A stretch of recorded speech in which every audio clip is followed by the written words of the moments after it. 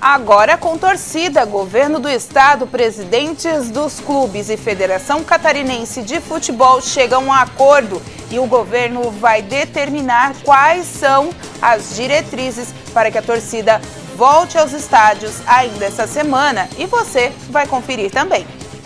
A OMS duvida que vacinação sozinha seja capaz de conter a pandemia da Covid-19. Nos Estados Unidos, o governo vai exigir vacinação ou testes de Covid semanais a todas as empresas com mais de 100 funcionários. A Petrobras lançou novos modelos de contrato para a venda da gasolina e do óleo diesel puros para a distribuição de combustíveis. Um salto na arrecadação da Previdência sinaliza para a retomada do mercado de trabalho. Vacinação de adolescentes começa em Criciúma e Saara. O Sala de Entrevistas desta terça-feira vai abordar um tema que por muitos anos foi proibido dizer, o suicídio. Criciúma fica só em empate sem gols contra o Botafogo no final de semana. Torcida volta aos estádios de Santa Catarina. Essas e outras notícias você acompanha a partir de agora no Informe Região.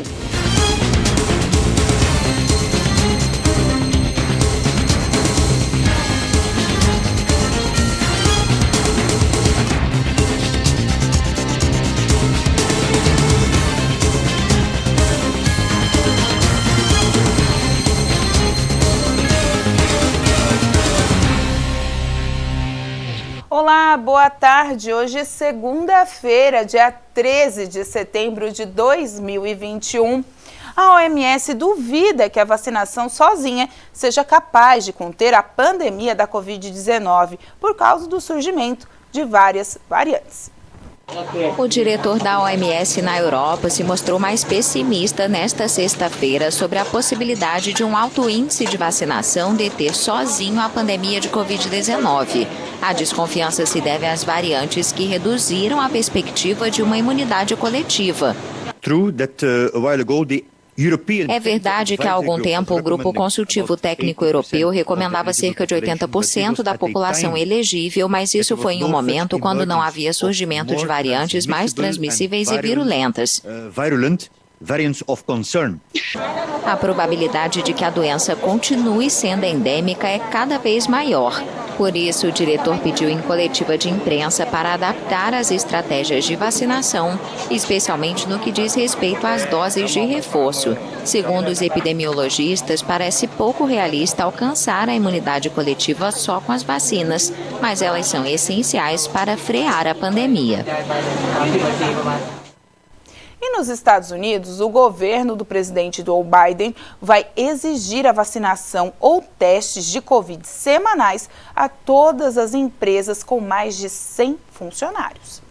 A medida é um novo esforço para derrotar a variante Delta do coronavírus, que gera uma onda de contágios no país. As empresas devem se assegurar de que sua força de trabalho esteja completamente vacinada ou exigir dos trabalhadores que não se vacinarem que obtenham um teste com resultado negativo pelo menos uma vez por semana. A medida vai afetar cerca de 80 milhões de pessoas e se soma à extensão da obrigatoriedade da vacinação para funcionários federais e todos os que trabalham em hospitais e recebem reembolsos federais de atenção médica. O presidente Biden afirmou que uma clara minoria de americanos impede os Estados Unidos de superarem a pandemia.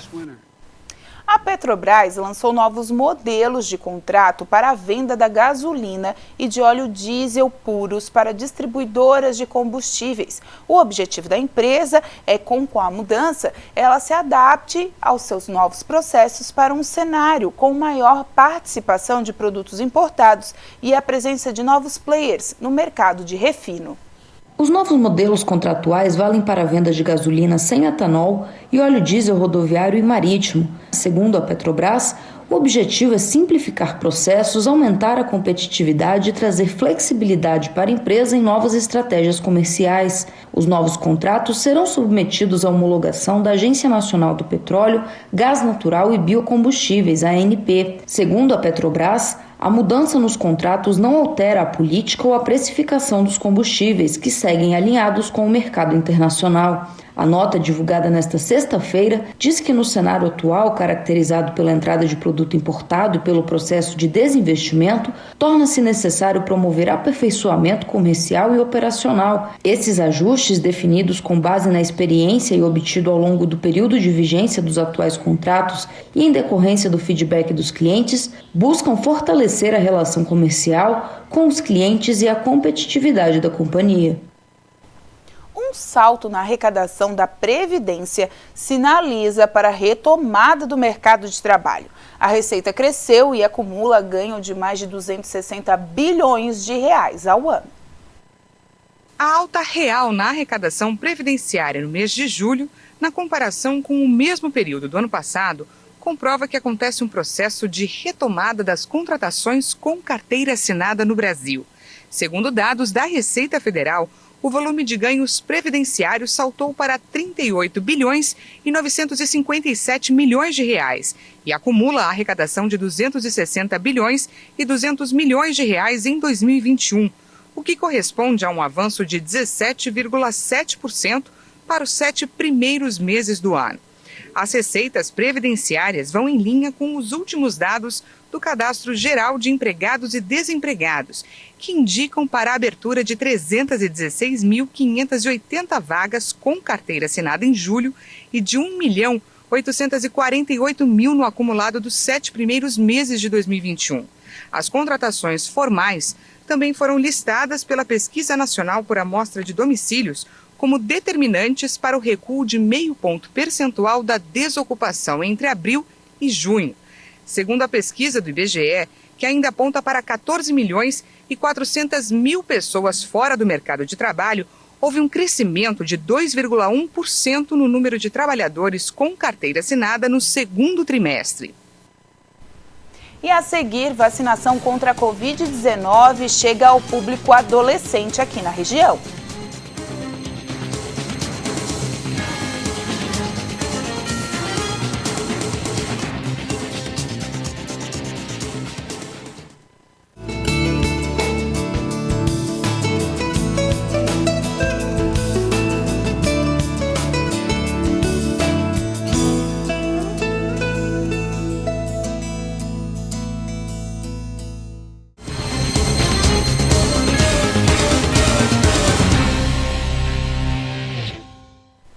A redução de salário acabou, a suspensão do contrato também e a pandemia continuou. Enquanto os benefícios emergenciais não continuam ou se acumulam, algumas medidas que foram tomadas para beneficiar o trabalhador e as empresas que foram utilizadas durante o pico da pandemia. Uma delas foi o home office.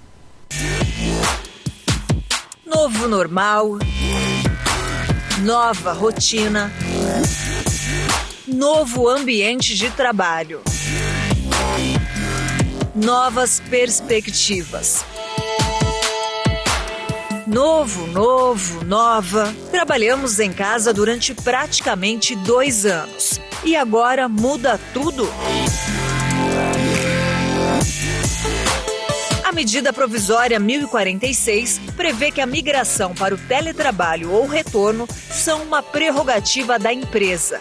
O empregador tem 48 horas para comunicar a mudança, a qual o funcionário deve respeitar.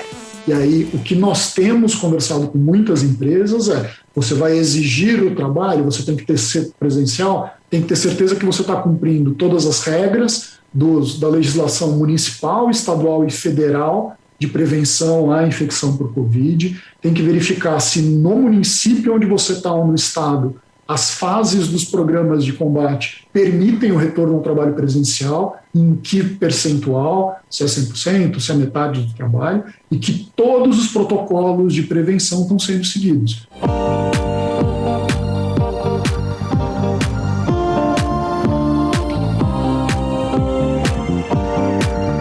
Entre as principais propostas está a ergonomia, que visa o bem-estar dos colaboradores, dividida em 3 pilares: física, cognitiva, operacional.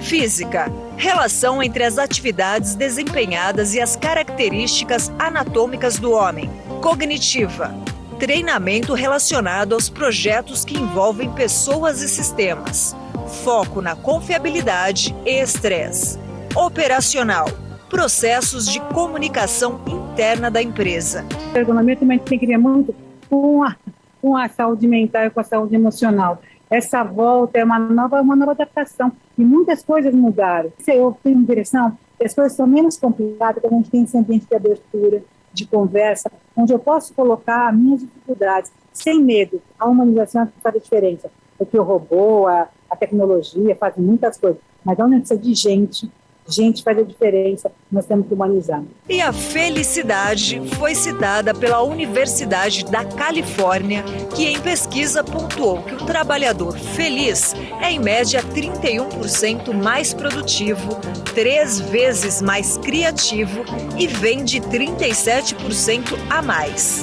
Se os RHs já não vinham falando sobre felicidade no trabalho antes de 2020, eles já estavam atrasados. Porque hoje o RH já tem que ter essa visão que olha para o colaborador e pensa no bem-estar dele, física e também na parte mental.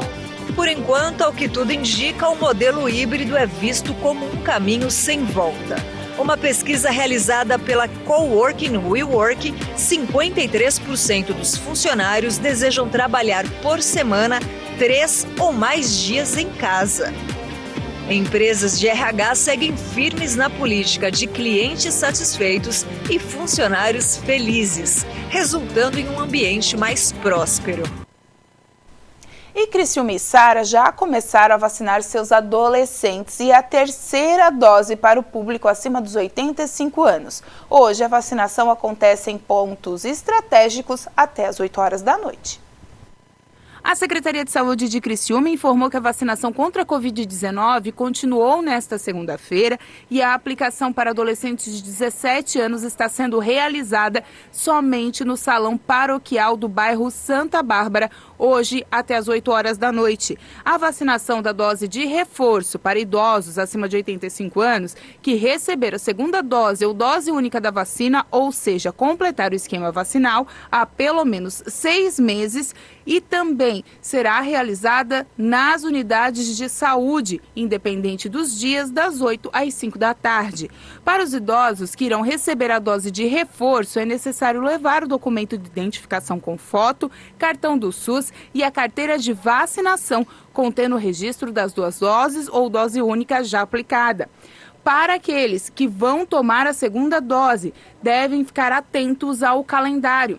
Coronavac, quem tomou a primeira dose até o dia 17 de agosto. AstraZeneca, quem tomou a primeira dose até 2 de julho. E a Pfizer, quem tomou a primeira dose até 23 de junho. O município de Sara também já abriu a sua vacinação para adolescentes com idades entre 15 e 17 anos sem comorbidades e de 12 a 17 anos com comorbidade. As doses são limitadas e estão sendo aplicadas por ordem de chegada desde as 2 horas da tarde e segue até as 8 horas da noite no centro de vacinação na Praça da Juventude. Para esse público é necessário a carteira de vacinação, documento com foto e presença de um responsável na hora da vacinação, ou uma autorização impressa disponível no site da Prefeitura.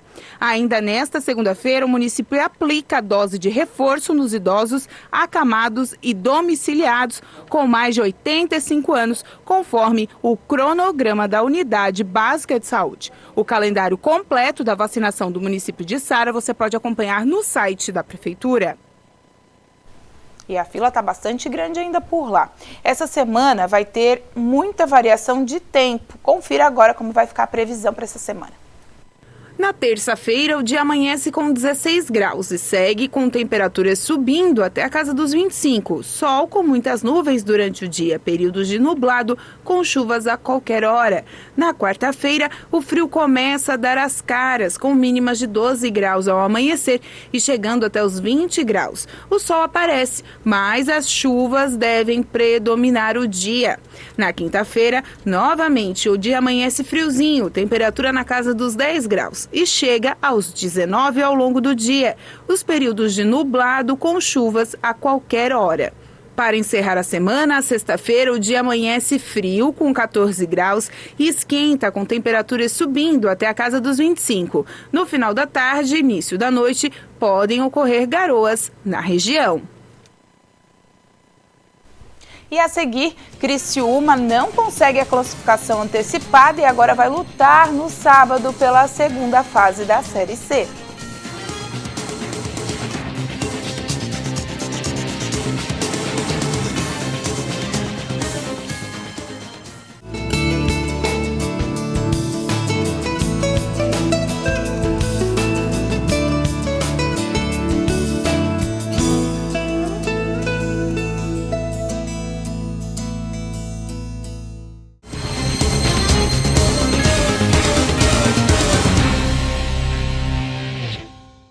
Placar zerado, time sem pontaria e a classificação que era para vir antecipada não veio. Não foi nesta rodada que o Criciúma obteve a classificação para a segunda fase da Série C. Precisando vencer para carimbar a vaga antecipada, o time de Paulo Baier até teve chances para superar o Botafogo de Argel Fux, mas parou na atuação iluminada do goleiro Caio e empatou sem gols na noite de sábado, em partida disputada no estádio Heriberto Wilson. O Criciúma teve mais controle do jogo e até criou melhores oportunidades, mas faltou a pontaria para tirar o zero do placar. Silvinho tentou pelo alto no começo do jogo, mas o goleiro Caio estava inspirado, defendeu mais algumas investidas do tricolor. Precisando da vitória para seguir vivo na competição, o time do técnico Argel Fux também teve seus momentos na partida. Aos 21, o experiente Walter fez o pivô e deixou a medida para John Everson, que finalizou firme e obrigou a boa defesa de Gustavo. Os times foram para o vestiário com o placar zerado e voltaram na pilha para tentar tirar o zero do placar, que não interessava a ninguém, mas as chances não vieram. Mesmo com 8 minutos de acréscimo, o jogo terminou em 0-0. Na próxima rodada da Série C, o Tigre enfrenta o Mirassol, também no Majestoso. A partida acontece nesse sábado às 5 horas da tarde. Se vencer, avança. Em caso de empate, terá que torcer pelo tropeço do Figueirense contra o mesmo Botafogo. As equipes duelam no sábado às 9 horas da noite no interior de São Paulo. E a Secretaria de Estado da Saúde de Santa Catarina deverá alterar o decreto que permite a presença de público nos estádios de futebol profissional. Em reunião entre representantes da Secretaria de Saúde e das equipes de futebol catarinenses, na manhã desta segunda-feira, dia 13, ficou acordado que o governo do estado irá ampliar a capacidade permitida de pessoas assistindo aos jogos. A volta do público aos estádios acontece a partir do dia 15 de setembro. Inicialmente, a Secretaria de Saúde havia definido que a partir desta data seria dia 30 do mesmo mês, ou seja, agora dia 30 de setembro seria permitida a presença de apenas 30% da capacidade dos estádios, mas obedecendo o limite máximo de até 2.500 torcedores. Outra alteração diz respeito à condição que os torcedores precisarão ter para entrar ao estádio.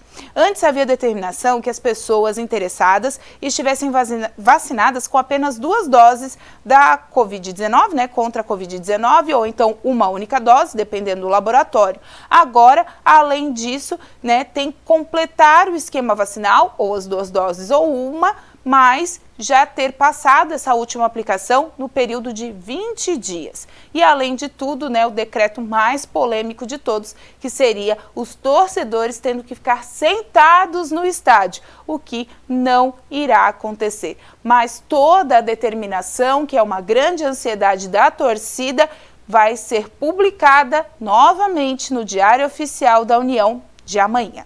E a gente traz as informações para você dessa reunião que aconteceu hoje e foi bem conturbada lá na capital entre os presidentes e também o governador, até que tudo mude para o futebol voltar a receber aí o seu público. Mas lembrando, só valem para jogos aonde a determinação, o comando é da Federação Catarinense de Futebol ou da FEESPORT, ou seja, os jogos do Brasileiro da Série C não terão público. E o Sala de Entrevistas desta terça-feira vai abordar um tema que por muitos anos foi proibido a gente dizer, a imprensa falar, que é o suicídio. formas de prevenção, até mesmo de tratamento para problemas mentais e saúde mental vai ser abordado aqui no programa.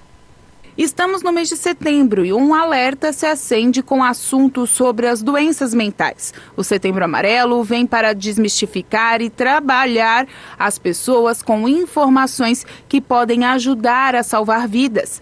A psicóloga Regiane Rabelo, especialista na área comportamental, participa do Sala de Entrevistas desta terça-feira falando sobre o assunto. Pelo menos a mídia, enfim, tenta buscar, né, trazer a informação, mas de uma maneira responsável, né, para que a gente possa, de fato, transformar isso numa informação e não numa especulação, né, por isso todo esse cuidado em relação à forma que a imprensa traz isso. Mas não quer dizer que não aconteça. Infelizmente, os números têm aumentado, né? Uma das coisas que eu acho muito importante a gente pensar é que eles não aumentam por acaso, né? Existe uma série de fatores, uma série de variáveis que faz com que, né, aconteça isso, né? E aí a gente vai poder falar um pouquinho a respeito de quais são os fatores de risco para o suicídio. E qual é esse fator de risco, então? Por que as pessoas chegam, hoje elas não procuram uma terapia, ou alguns procuram e não vê uma solução? Quais são os fatores que mais chamam a atenção para as pessoas poderem tirar a própria vida? Bom, uma das coisas que a gente precisa entender é que o suicídio não é uma causa isolada.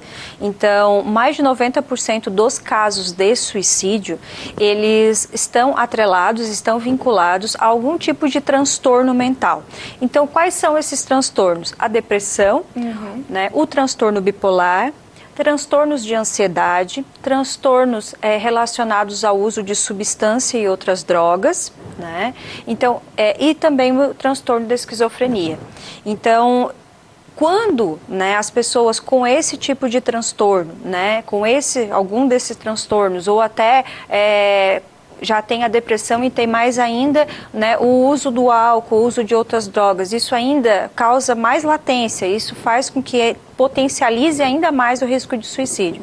Quando essas pessoas elas estão nessa condição e elas não recebem o tratamento adequado, seja porque não vão em busca dele, ou seja porque às vezes nem tem condições de ir em busca dele, seja em questões financeiras, como às vezes a falta do apoio, da rede de apoio que a gente chama, né? Falta de um apoio da família, falta de apoio às vezes dos amigos, e essa pessoa não se dá conta do quadro, da gravidade do quadro dela, às vezes já está tão comprometida que não consegue mais perceber isso, acaba que a falta desse diagnóstico, a falta de um tratamento adequado, com a medicação, com a psicoterapia e em alguns casos até com uma possível internação, dependendo da situação que está esse transtorno, a gente tem aí como causa o suicídio. Sobre o aumento dos casos de depressão e de casos de atentado à própria vida entre os adolescentes, a psicóloga também esclarece.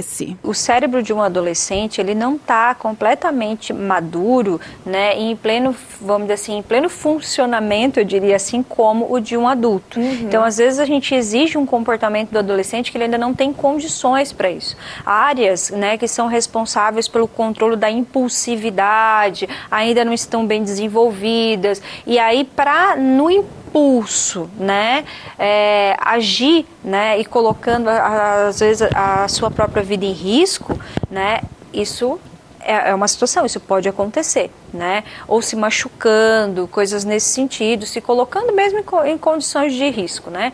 Então a gente precisa entender que isso acontece, né? Isso tem acontecido com cada vez mais frequência.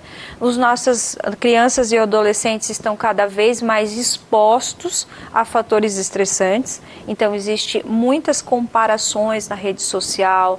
Muita coisa eles não têm condições ainda de lidar com muitas frustrações, com muitas dificuldades, e que eles já são expostos justamente devido à internet e pela influência que a internet está tendo na vida desses adolescentes e na vida da família, né? Porque essa família ela precisa estar atenta, cada vez mais atenta, né? Porque já existem as transformações normais da adolescência. Então, eu não sou mais uma criança, mas eu também não sou um adulto. Então, o que eu sou e quem eu sou no meio disso tudo? E no final ainda tem que escolher o que eu vou ser, né? E daí vem todas aquelas alterações hormonais, todas aquelas emoções que talvez eu não sentia com tanta intensidade quando eu era criança, agora eu passo a sentir. Então, a busca de uma identidade dentro de um grupo, uma série de transformações. E aí, quando eles não lidam bem com as frustrações, quando eles não encontram também essa rede de apoio, às vezes na escola ou dentro da própria família, porque a família às vezes não valida, né, esse medo, essa frustração, essa raiva que ele está sentindo e não ensina como lidar com isso, porque também às vezes não está preparado ou está ausente também dentro de casa, às vezes está só de corpo presente, né? Acaba que essa criança ou esse adolescente fica cada vez mais vulnerável e cada vez mais vulnerável frente às situações lá de fora, quanto às suas situações internas, e fazem com que às vezes a gente tenha aí muitos transtornos de ansiedade, os transtornos depressivos, né, e comportamentos mesmo, né, de agressão física contra si mesmo. Mais sobre o assunto você acompanha amanhã, a partir das 3h30 da tarde, no programa Sala de Entrevistas. Olá, me chamo Regina Rabelo, estarei aqui na terça-feira falando sobre saúde mental e prevenção ao suicídio. Vamos esperar por vocês.